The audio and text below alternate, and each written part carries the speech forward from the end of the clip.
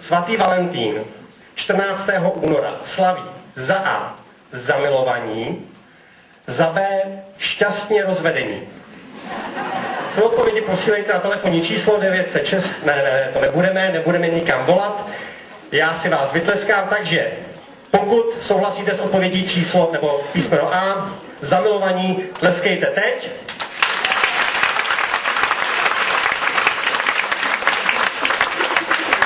A pokud s odpovědí B, tedy šťastně rozvedení, tleskejte teď.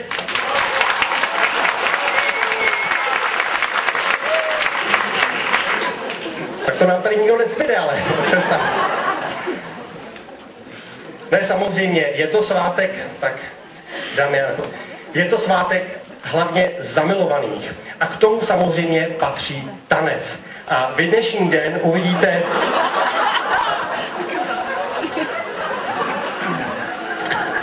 dramaturgie. Koho to byl nápad, prosím? Volám z odpovědnosti. Kde je majitel? Damiane, pojď sem.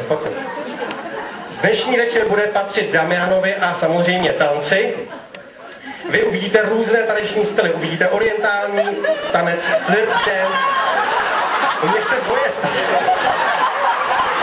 Zamilovaný.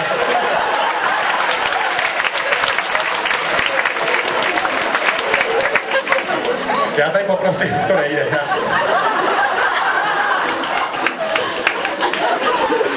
Nechce se mu to dát.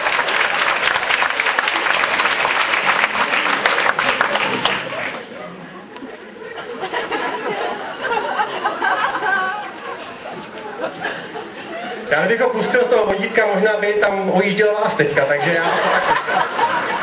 Takže pojďme k tomu tanci.